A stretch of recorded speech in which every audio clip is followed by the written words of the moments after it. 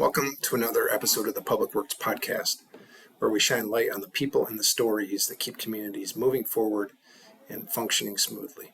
I'm your host, Shane Silsby, and today we're joined by a leader whose career has left a lasting mark on the public works industry across California and nationally. Our guest is Mary Joyce Ivers from the City of Ventura, and Mary Joyce has built a remarkable career in public service, rising to leadership positions locally while also serving nationally with the American Public Works Association, including as the association's president. In this episode, we'll explore her journey through public works and her experiences on the APWA board, the challenges facing coastal communities, and her perspective on California's new advanced clean fleet regulations. Along the way, we'll hear her reflections on leadership, resilience, and the future of public works. Let's get started.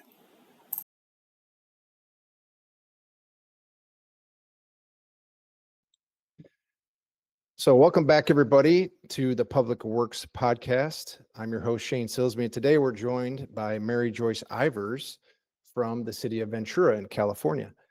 Mary Joyce has built a remarkable career in public service, and she's also served in leadership roles with the American Public Works Association, including as AP National President. She did a great job in that role. We're excited to dive into her journey, her leadership insights, and her thoughts on some of the big challenges facing the public works industry today. Mary Joyce, thanks so much for joining us. We appreciate you taking some time out of your busy schedule to join the podcast today. Well, thank you, Shane. I'm really happy to be here and looking forward to our conversation. Yeah, that's great. You've got a great career. We want to hear about that. And I don't think a lot of people will have the depth of experience and opportunities you've had to make a difference in the industry. So we're excited to chat through that. First off, can you just share a little bit about your background and how you first found your way into public works? Sure. When I got out of Cal Poly San Luis Obispo, go Mustangs, I was industrial technology, and I started out in aerospace and worked as an industrial engineer and worked in manufacturing and time studies and efficiencies. And I was laid off twice. And the second time I was laid off, I was off for a while looking for a job, and I found the City of Ventura in Fleet and Facilities within the Public Works Department. And it's been almost 33 years in December, and it's just been a blessing and a joy to have this job in public works at the City of Ventura. Wow, that's awesome. Do you feel like, and I didn't see, this is why I love doing these shows. I didn't know you had a background in industrial engineering. Now I can ask you a lot more questions, but do you feel like that helped going into fleet? Because that is like a semi-industrial operation in some cases with heavy equipment and things like that, or it just was helpful to have an engineering background to transition over to help in fleet? I think it was having the skills and learn by doing lessons.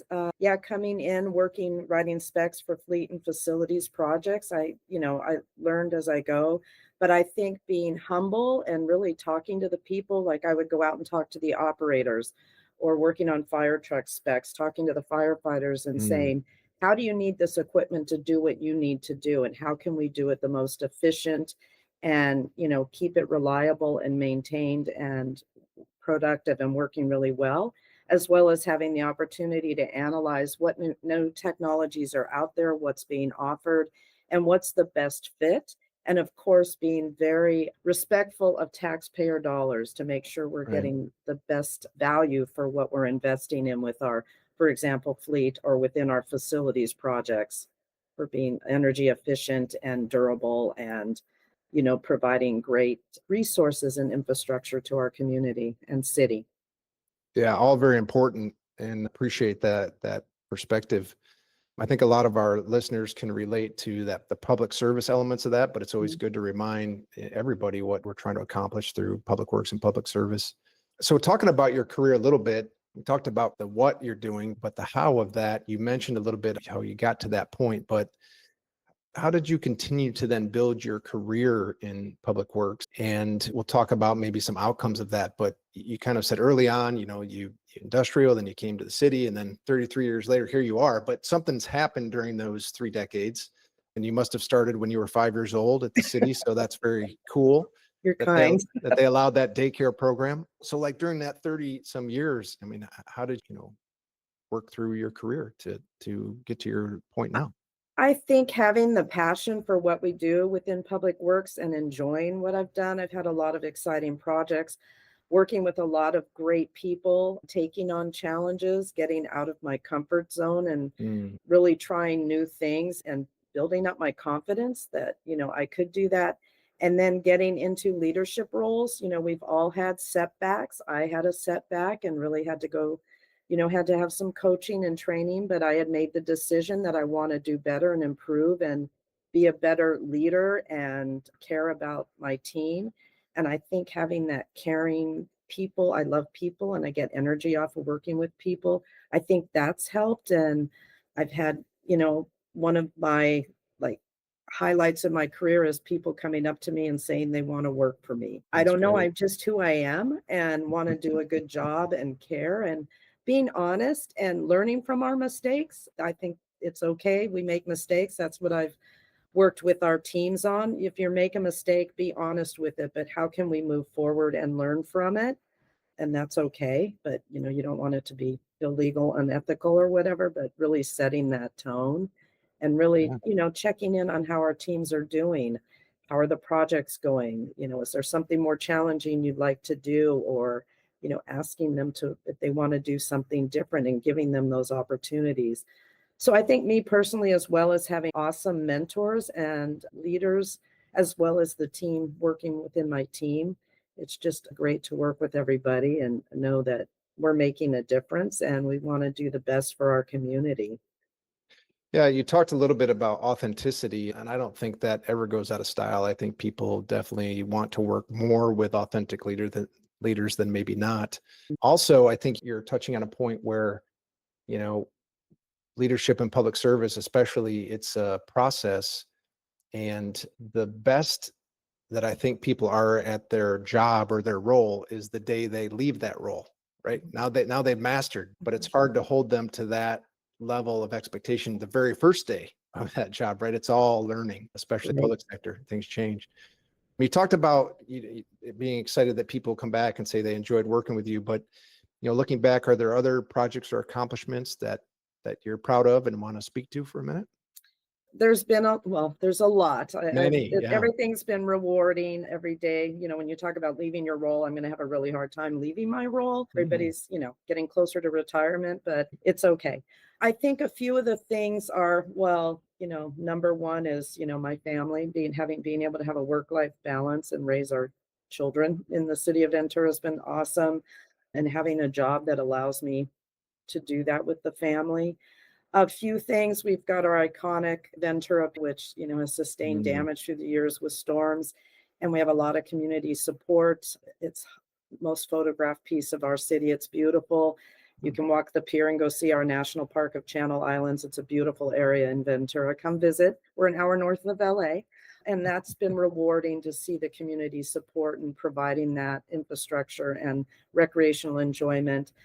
Being named the leading fleet for a small fleet a couple of years in a row, about 10 years ago, was very awesome because of the team and taking on all the new technologies that were happening in fleet and really showing that, we had good practices and could be a leader in that. Within fleet was very rewarding and exciting to have that happen back to back. And then I yeah. think the other one is we had our big Thomas fire, and I still get emotional. It came through our city on December 4th of 2017. Mm, And just seeing how everybody came together and worked. And one of my fleet mechanics, texted me at 11 p.m. and said, I'm coming in and I'm fueling the generators.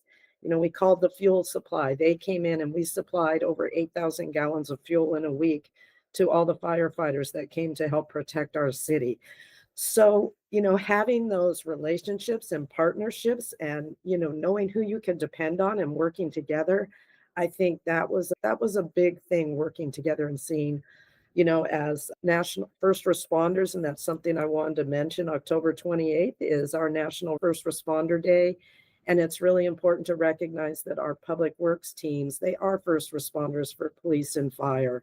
And so that's been one of my proudest points, as well as knowing we can come together and do what's needed, whether it's flood in the middle of the night or, sadly, a traffic accident, and our team's mm. out there to help. no matter what. And so there's been a lot, and I think it's just building an amazing team and also building my succession plan. So, Sure. when I decide to retire, I do have somebody that can take over and do an outstanding job better than me. So I think as a leader, that's something important, is to build that succession and know that we're going to keep all the great programs and processes and leadership going forward to keep getting better at what we do in our community. Yeah, great points. Not only projects that you can kind of plan and be proactive about, but also the way that you react during emergency situations and, Mhm. and relying on those. You mentioned the National First Responders Day, and that's heavily supported by the American Public Works Association.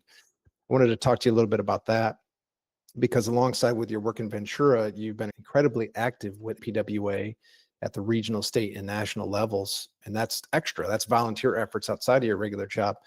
Can you walk us through kind of your pathway on that a little bit to serving at the various levels and eventually being on the board and acting as the national president for the American Public Works Association? Sure. I was very blessed to have an amazing public works director, Ron Calkins, and he was very involved, and he ended up being a national president a few years before me, which it just was organic. It was not planned. It just happened. And so I look back and go, wow, how did that happen? But years ago, Ron asked, why aren't you applying for the National Fleet Committee? And I think that's very important for us as leaders. A lot of times people don't know that they can do something out of their comfort zone. So it's nice to say, ask them. And then it's like, oh, maybe I could do that. I just talked to an engineer the other day that was asked to go work on a different project, and that helped them move their career forward. So I got on the National Fleet Committee, and I was able to interact with a lot of different national fleet managers through the nation and North America and Canada. And it was great to learn from each other. That probably helped with our working with our government fleet leading fleet, is to know that we've got the right practices going. And as public works professionals, we love sharing our stories, and we love to share our successes and accomplishments and procedures that we can help each other, and not being, oh, it's private, we're not going to share. That helps all of us. And then from there, I got encouraged I got to know some of the board members at the time, and I was encouraged to apply. So I applied, and when Brian Usher became the president, I took over his fleet and facilities technical director role. And then from there, it moved on to, you need to put your name for the national president. And I'm like, okay. So that was not my goal getting on being involved. I just love being involved and seeing what we can learn and do together.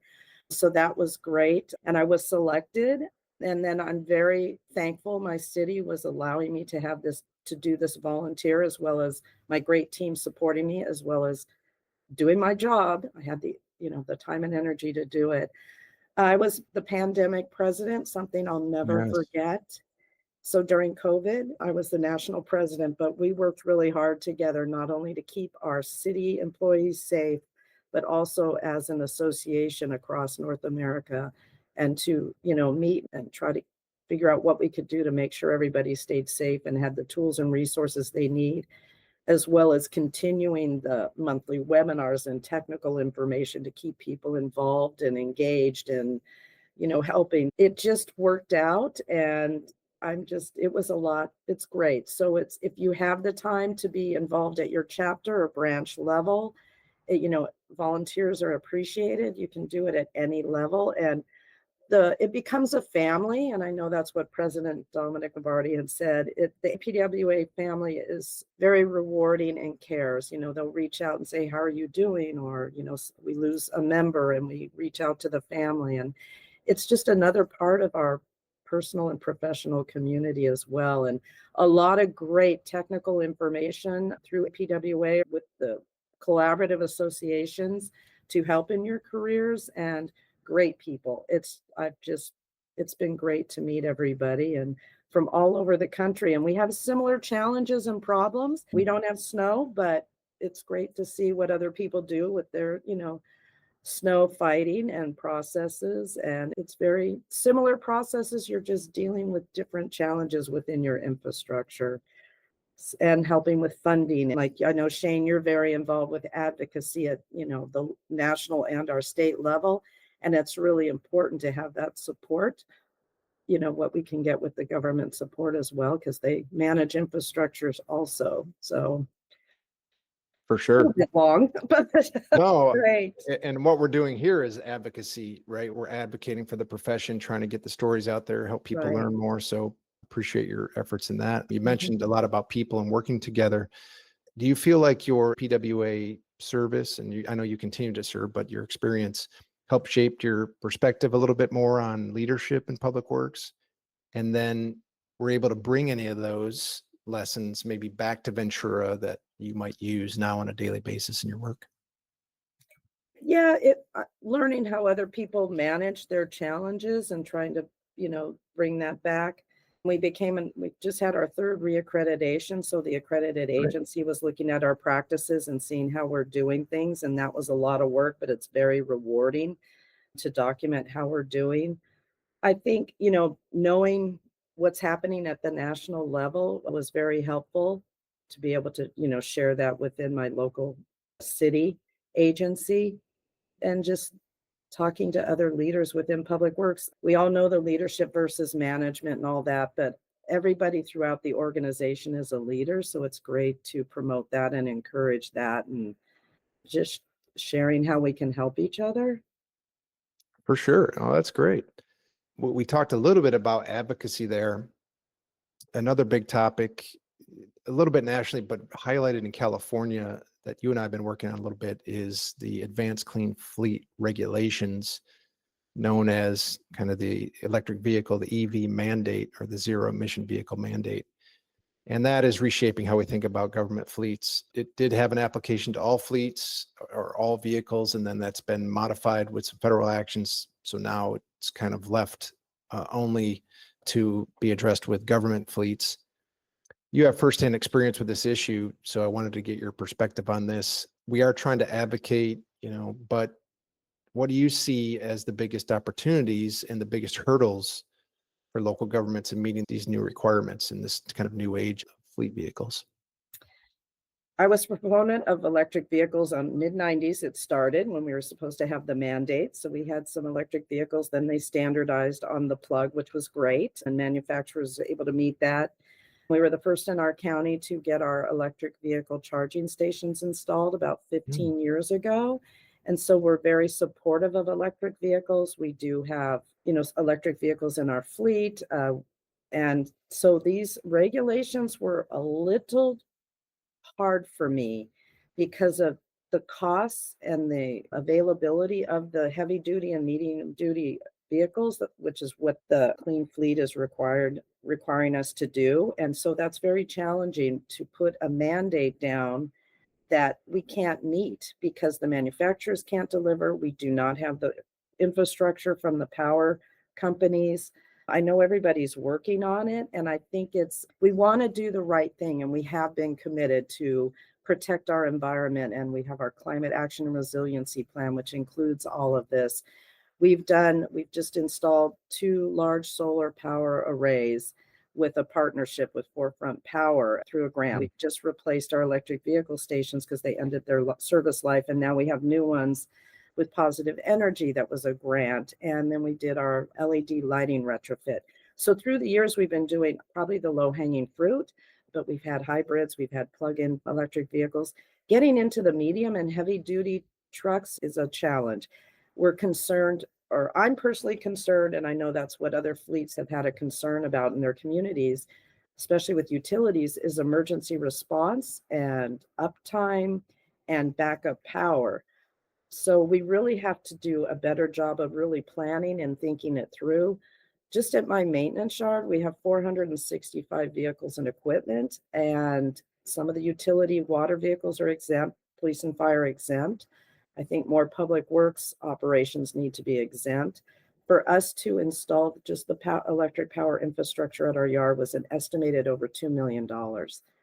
That's a lot of taxpayer money. So we're trying to figure out how can we balance that, do the right thing, mitigate our greenhouse gas emissions, because transportation is the largest, but also it has to be doable and reasonable. So I think initially coming out so hard was hard on all of us with the mandate, and you're going to get violations.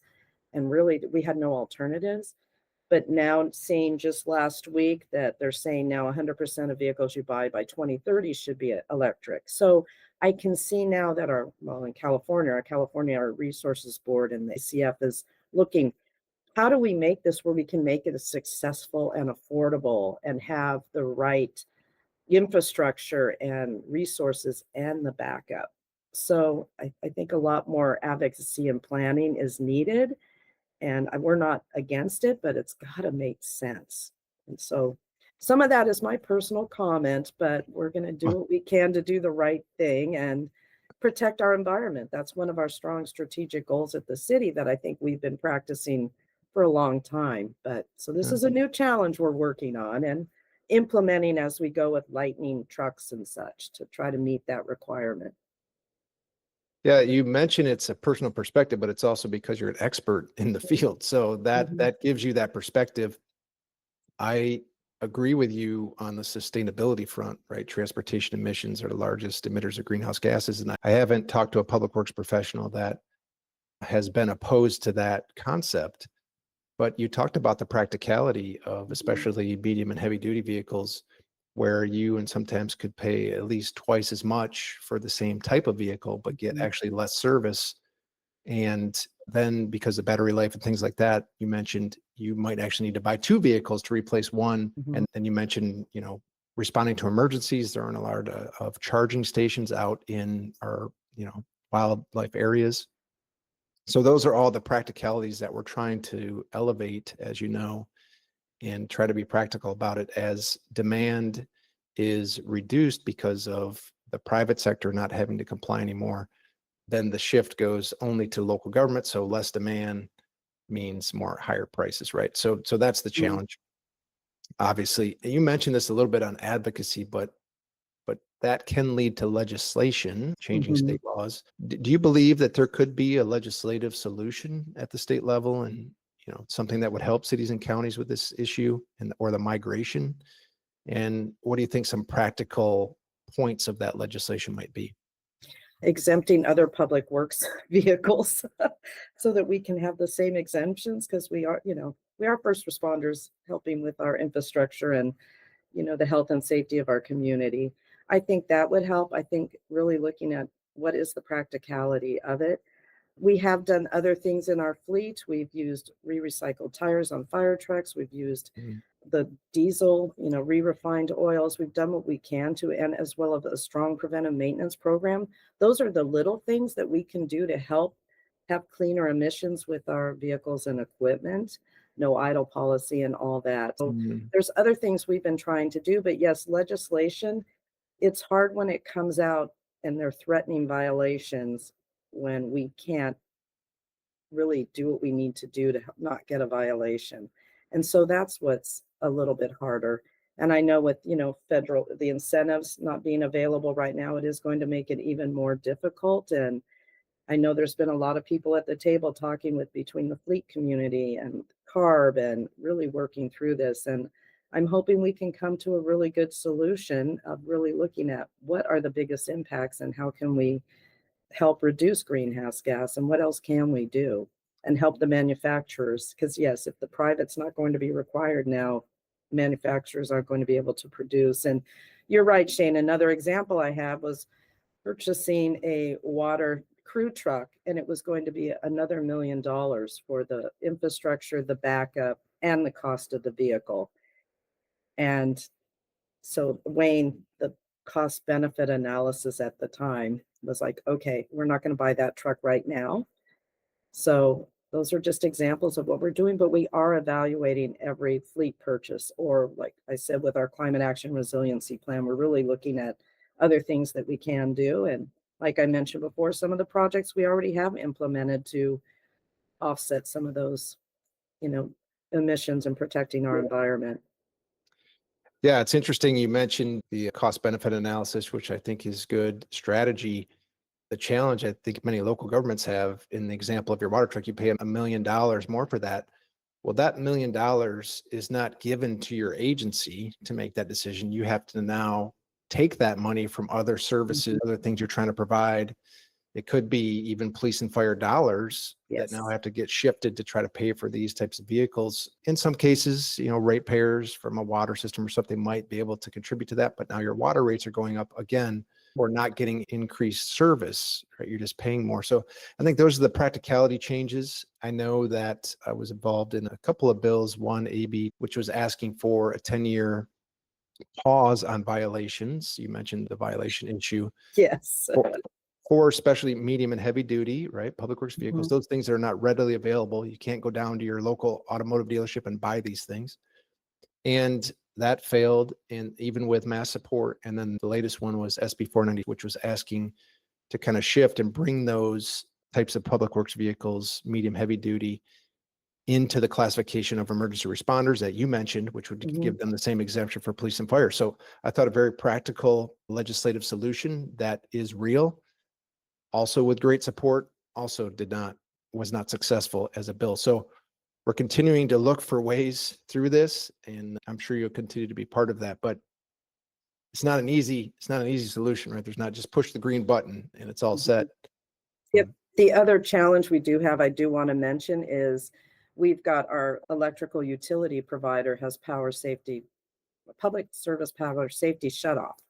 And so that's a challenge we have, as well as part of looking at the practicality and what do we do to make sure we can respond and be resilient. So those are other challenges that we're looking at and evaluating.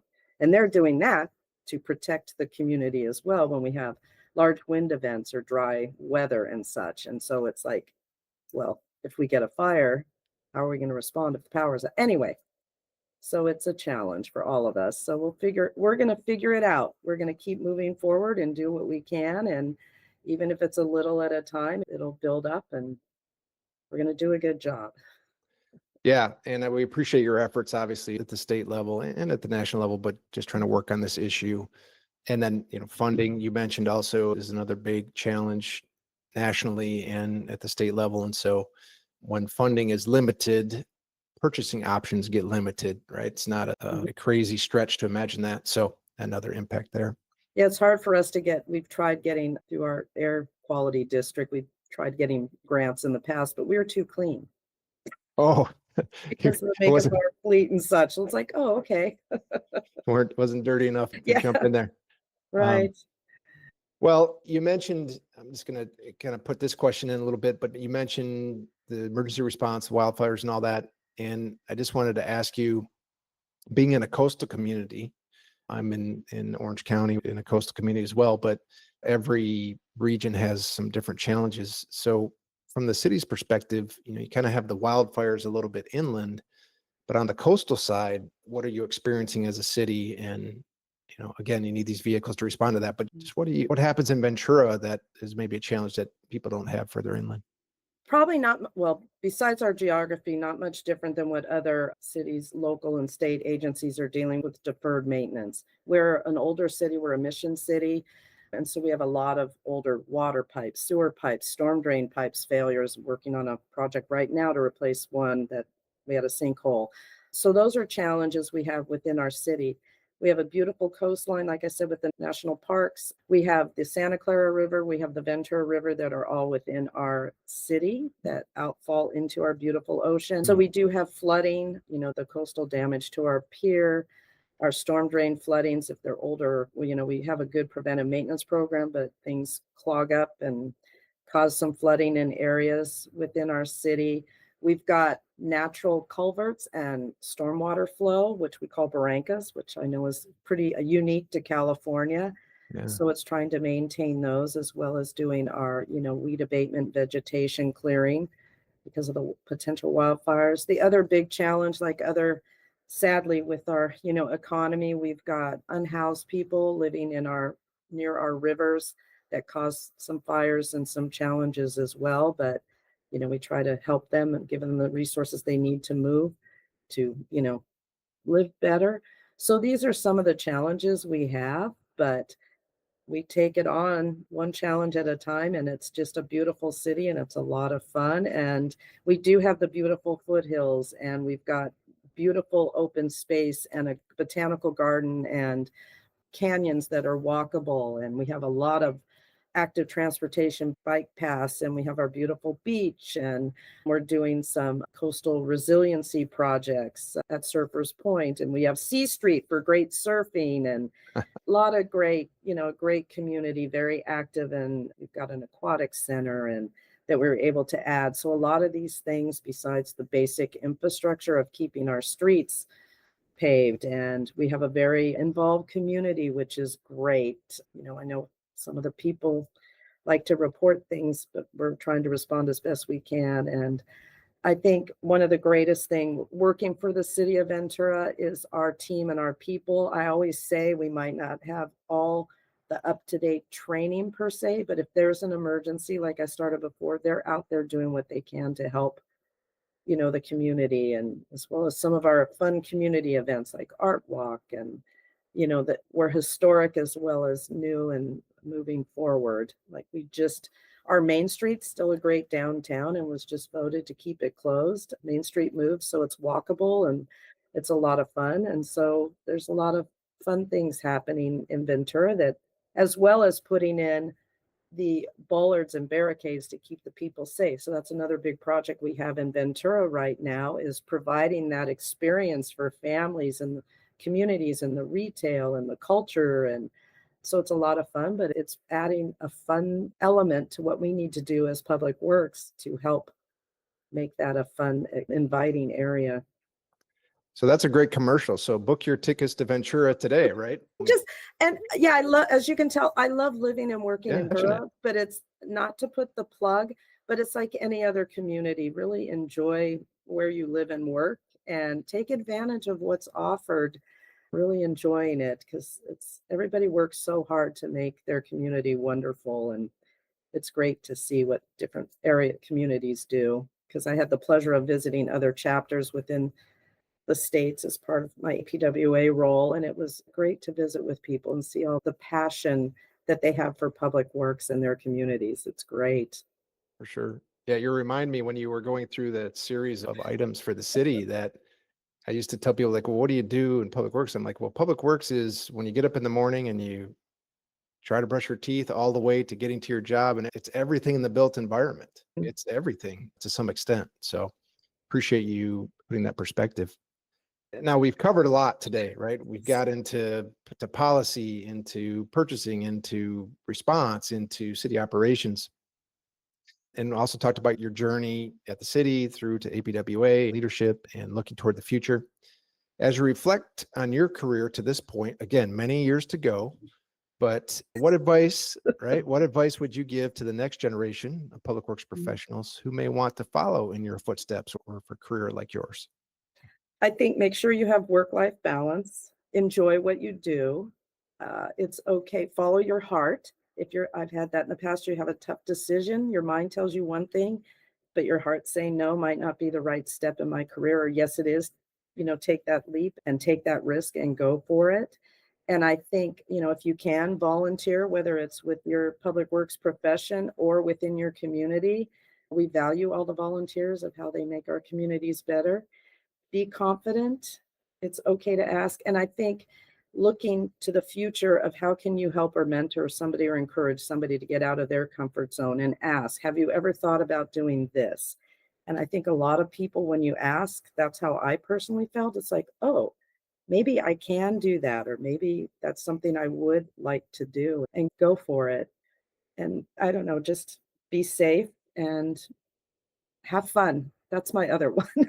Have fun. Yeah. Well, I mean, that's important because we're spending so many hours in the profession doing things, but I think you touched on something which is interesting, in that if somebody's trying to grow their career, grow their experience or their relationships, an association like PWA or others is a safe place to do that, right? You have people that are going to want to talk about the same types of things, even if they don't know you. So I think that's a great piece of advice, that is a way to expand your network or learn new things or participate in a friendly environment, right? It's a friendly audience. And I've always enjoyed learning. So I like talking to, like I said, to my team or people at the city, as well as other people within our profession, is learning from them.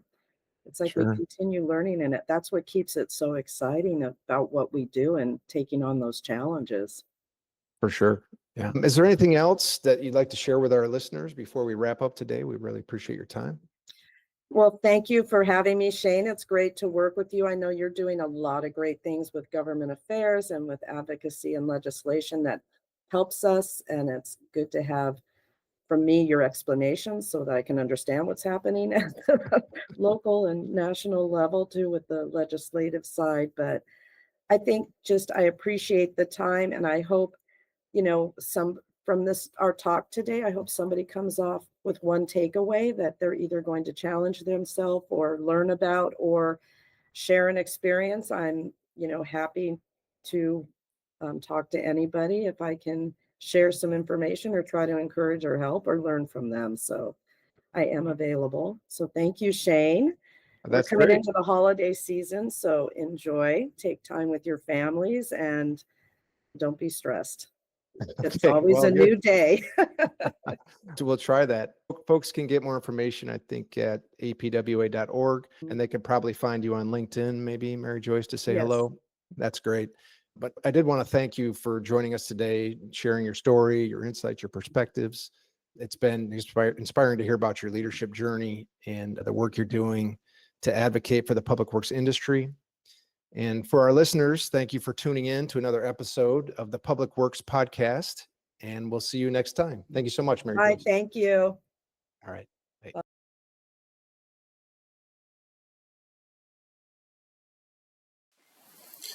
Thank you for joining us on this episode of the Public Works Podcast. Again, a very big thank you to Mary Joyce Ivers from the City of Ventura for sharing her story and her insights on leadership, innovation, and the future of public works. If you enjoyed today's conversation, be sure to subscribe wherever you listen to podcasts and on YouTube, and leave us a review to help more people discover and learn from the show. You can also go to www.thepublicworkspodcast.com and get direct access to our catalog of videos archived there. I'm Shane Silsby, and this has been another episode of the Public Works Podcast. Until next time, keep building infrastructure and improving our communities, which connect us all. Thank you.